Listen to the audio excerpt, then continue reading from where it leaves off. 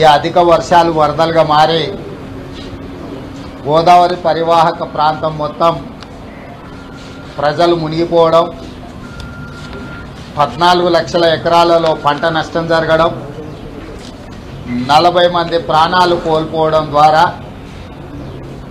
ప్రకృతి వైపరీత్యం బీభత్సాన్ని సృష్టించింది. ఎప్పుడైనా ప్రకృతి వైపరీత్యాలు సంభవించినప్పుడు ప్రజలు మునిగిపోవడం, 14 లక్షల ఎకరాలలో పంట నష్టం జరగడం, 40 మంది ప్రాణాలు కోల్పోవడం ద్వారా ప్రకృతి వైపరీత్యం బీభత్సాన్ని సృష్టించింది. ఎప్పుడైనా ప్రకృతి వైపరీత్యాలు సంభవించినప్పుడు రాష్ట్ర కేంద్ర ప్రభుత్వాలు సమన్వయంతోనే ప్రజలకు రక్షణ కల్పించి సహాయ సహకారాలను అందించి తక్షణమే కేంద్ర ప్రభుత్వం నేషనల్ డిజాస్టర్ మేనేజ్మెంట్ నిధుల నుంచి ప్రజలను ఆదుకోవడానికి నిధులను విడుదల చేయాలి. అదేవిధంగా రాష్ట్ర ప్రభుత్వం కూడా ముఖ్యమంత్రి, మంత్రులు, అధికారులు సమన్వయంతో అత్యవసర నివేదికలు కేంద్ర ప్రభుత్వానికి పంపించి కేంద్ర ప్రభుత్వం నుంచి కూడా సంపూర్ణమైన సహకారాన్ని ఆశించడమే కాకుండా సహాయాన్ని కూడా పొందాల్సిన అవసరం ఉంది.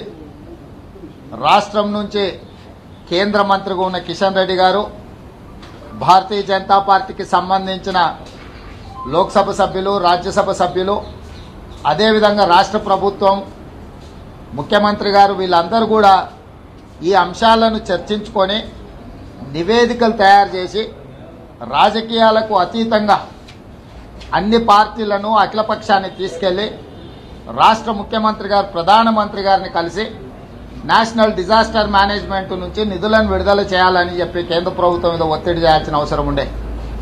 కానీ దురదృష్టవశాత్తు తెలంగాణ రాష్ట్ర ముఖ్యమంత్రి రాజకీయ కారణాలతో లేదా రాజకీయ కార్యక్రమాలతో తన పార్టీని జాతీయ పార్టీగా విస్తరించుకోవాలన్న ఆలోచనతో స్వార్థం కోసం, స్వప్రయోజనం కోసం ప్రజా సమస్యల్ని గాలికి వదిలేసి ముఖ్యంగా వర్షాలు, వరదల వల్ల చనిపోయిన కుటుంబాలను పరామర్శించలేదు, కొట్టుకుపోయిన పంటలను నివేదికలు తయారు చేయలేదు.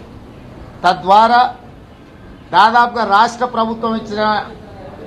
ప్రభుత్వమే అందిస్తున్న సమాచారం ప్రకారం 1400 కోట్ల రూపాయల నష్టం జరిగిందని చెప్పి కేంద్ర ప్రభుత్వానికి ప్రాథమిక లేఖ రాయడం జరిగింది.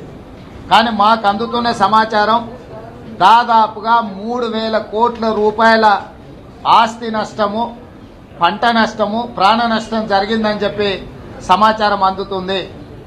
ఇంత క్లిష్టమైన పరిస్థితుల్లో రాష్ట్రంలో గోదావరి పరివాహక ప్రాంతంలో ఆదిలాబాద్ నుంచి మొదలు పెడితే ఖమ్మం వరకు లక్షలాది మంది ప్రజలు నీట మునిగి రోజుల కొద్దీ తినడానికి ఆహారం దొరకక, ప్రభుత్వ సహాయ చర్యలు అందక అన్నమో రామచంద్ర అని ఏడుస్తున్న తరుణంలో క్షేత్రస్థాయిలో ముఖ్యమంత్రి గారు అక్కడనే ఉండి మంత్రివర్గంలో ఉన్న మంత్రులను వివిధ ప్రాంతాలకు పర్యవేక్షకులుగా పంపించి అధికారిక బృందాలన్నిటిని కూడా అక్కడనే పెట్టి సాగునీటి పారుదల శాఖ, విద్యుత్ శాఖ, రవాణా శాఖ, వైద్య శాఖ, ఈ అన్ని శాఖలను సమన్వయం చేసి ప్రజలకు తక్షణమే అవసరాలను తీర్చే విధంగా కార్యాచరణ ఉండాలి. ఇవేవి చర్యలు చేపట్టలేదు.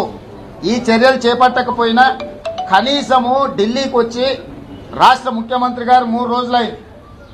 ప్రతిపక్షంగా మేము ఆశించినాం ముఖ్యమంత్రి గారు ఢిల్లీలో అన్ని పార్టీలకు సంబంధించిన పార్లమెంట్ సభ్యులను, ఇటు లోక్సభలో ఉన్న 17 మంది ఎంపీలను, రాజ్యసభలో ఉన్న 7 మంది ఎంపీలను, 24 మంది ఎంపీలను పిలిపించి సంబంధిత శాఖ మంత్రులను పిలిపించి అందరితో మాట్లాడి అందరి ఆలోచనలు తీసుకొని రాష్ట్రంలో జరిగిన నష్టాన్ని క్రోడీకరించి ప్రధానమంత్రి దగ్గరికి వచ్చి ప్రధానమంత్రి మీద ఒత్తిడి తీసుకొచ్చి తెలంగాణకి ఏమైనా నిధులు రాబడతాడని ఆలోచన చేసినాం.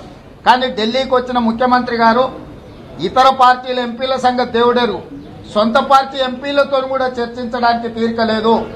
సీనియర్ పార్లమెంటేరియన్, అదేవిధంగా వాళ్ళ పార్లమెంటరీ పార్టీ నాయకుడు కేశవరావు గారు కూడా నాకు తెలిసి ఢిల్లీలో కనిపిస్తలేడు.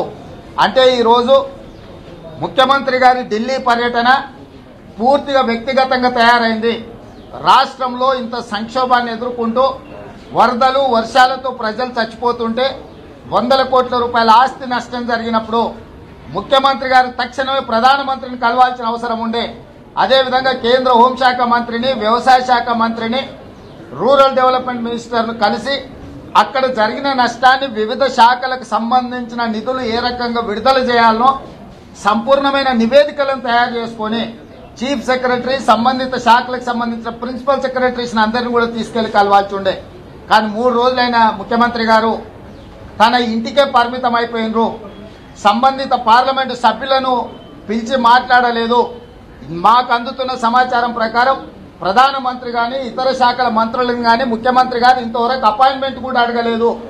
కాబట్టి ఈరోజు కాంగ్రెస్ పార్టీ ప్రధానమంత్రిని అదేవిధంగా ముఖ్యమంత్రిని డిమాండ్ చేస్తుంది.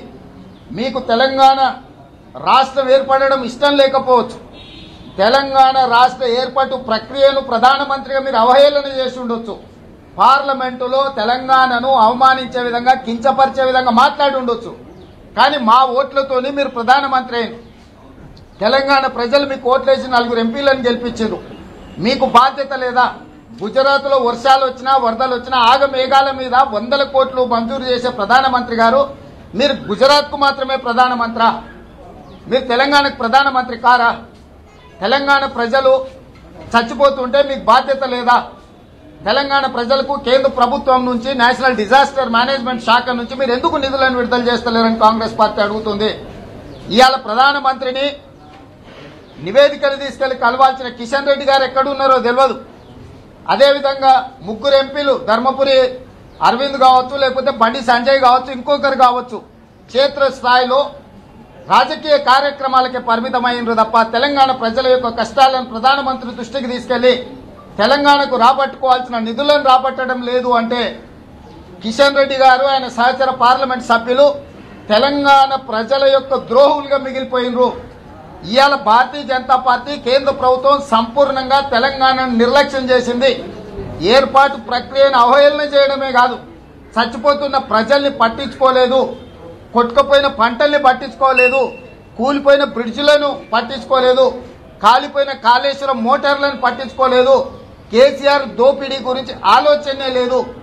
ఈ రకంగా కేంద్ర ప్రభుత్వం తెలంగాణ రాష్ట్రాన్ని వంచి తెలంగాణ రాష్ట్రాన్ని నిర్లక్ష్యం చేస్తే కేంద్ర ప్రభుత్వం మీద యుద్ధం చేస్తా, ఢిల్లీలో తుఫాన్లు సృష్టిస్తా, సునామీలు సృష్టిస్తా అన్న కేసీఆర్ గారు ఢిల్లీకి వచ్చి 3 రోజులైంది. ఎందుకు ఇల్లు వదులుతలేడు? కాలుగాలిన పిల్లిలాగా ఆయన ఇంట్లోనే పడుకున్నాడు తప్ప కేసీఆర్ గారు బయటికి ఎందుకు వస్తలేడు? ఎందుకు ఈ రాష్ట్ర ముఖ్యమంత్రి గారు ప్రధానమంత్రిని ప్రశ్నించడం లేదు? ఎందుకు కేంద్ర మంత్రులను, ప్రధానమంత్రిని కలిసి తెలంగాణకు వరదల వల్ల, వర్షాల వల్ల జరిగిన నష్టాన్ని నివేదికలు ఇచ్చి తెలంగాణ ప్రజల యొక్క హక్కులను కాపాడడానికి ముఖ్యమంత్రి గారు ఎందుకు ప్రయత్నం చేస్తలేరు? ఎందుకు భయపడుతుండ్రు ఈరోజు ముఖ్యమంత్రి గారు ప్రధానమంత్రిని ప్రశ్నించడానికి? పార్లమెంట్లో కూడా అత్యవసరంగా అడ్జర్న్మెంట్ మోషన్ ఇవ్వడం కానీ, 377 ఇవ్వడం కానీ, లేకపోతే 0 ఓవర్లోనైనా ప్రశ్నించి తెలంగాణ వర్షాల మీద మాట్లాడాల్సిన పార్లమెంట్ సభ్యులు ఈ అంశాన్ని ప్రస్తావించకుండా జనరల్ గా ఓవరాల్ గా దేశం మొత్తం ఎంపీలు తీసుకొచ్చిన జీఎస్టీ కావచ్చు, అధిక ధరలు కావచ్చు, ఆ ధర్నాలలో నిరసనలలో పాల్గొంటున్నారు. అంటే మిగతా పక్షాల వెనకాల దాచుకొని మోడీతో కొట్లాడుతున్నామన్నట్టు నాటకాలు ఆడుతున్నారు. కాంగ్రెస్ పార్టీ నాయకులు, రాహుల్ గాంధీ గారు లాంటి వాళ్ళు కేంద్ర ప్రభుత్వానికి వ్యతిరేకంగా, ఈడీ తప్పుడు విధానాలకు వ్యతిరేకంగా కొట్లాడుతుంటే 2 నిమిషాలు పక్కలో నిలబడి ఫోటోలు తీసుకొని ఆ ఫోటోలు తెలంగాణకు పంపిస్తారు. అంటే ఇంత దౌర్భాగ్యమైన పరిస్థితి తెలంగాణకు కేసీఆర్ నాయకత్వంలో దాపురించింది. ఇవాళ కాంగ్రెస్ ఎంపీల వెనకాలనో, ఇతర పార్టీల ఎంపీల వెనకాలనో దాచుకొని నిరసన తెలుపుతున్నామని ఫోటోలకు పోజులు ఇచ్చుడు కాదు. టీఆర్ఎస్ ఎంపీలారా, మీకు నిజంగానే చిత్తశుద్ధి ఉంటే తెలంగాణకు జరిగిన నష్టం 1400 కోట్లని మీరే తేల్చారు, మీరే లేఖలు రాశారు. ఆ 1400 కోట్లను రాబట్టుకోవడానికి కేంద్ర ప్రభుత్వం మీద, ప్రధానమంత్రి నరేంద్ర మోడీ మీద మీ పోరాట కార్యాచరణ ఏందో తెలంగాణ ప్రజలు చెప్పాల్సిన అవసరం ఉంది. ముఖ్యమంత్రి గారు ఢిల్లీలోనే ఉండరు, 3 రోజులైంది వచ్చి. ఎందుకు ముఖ్యమంత్రి గారు ఈ అంశం మీద మాట్లాడతలేరు? ఎందుకు ఈ అంశానికి సంబంధించి ప్రధానమంత్రి అపాయింట్మెంట్ అడుగుతలేడు, కేంద్ర మంత్రులు అపాయింట్మెంట్ అడుగుతలేడు? ఎందుకు ప్రధానమంత్రి కేంద్ర మంత్రులను నిలదీయడానికి కేసీఆర్ గారు కార్యాచరణ ప్రకటిస్తలేరు అంటే ఢిల్లీలో ఇవాళ మాకు అందుతున్న సమాచారం ప్రకారం వివిధ శాఖలకు సంబంధించిన అధికారులను అందరినీ పిలిపించాడు. వివిధ బ్యాంకులలో రావాల్సిన లోన్ల గురించి వారు చర్చిస్తున్నారని నాకు అందిన సమాచారం. ఈ లోన్లు ఎట్లా తెచ్చుకోవాలని కేసీఆర్ గారు తాపత్రయపడుతున్నారు. రాత్రి 4 అయినా నిద్రపోతలేడని వాళ్ళకి సంబంధించిన ఎంపీలు చెప్తున్నారు. అంటే ఇవాళ లోన్లు రావాలి, కాంట్రాక్టర్లకు బిల్లులు ఇవ్వాలి, అందులోకి వెళ్ళి కమిషన్లు మీరు మెక్కాలి.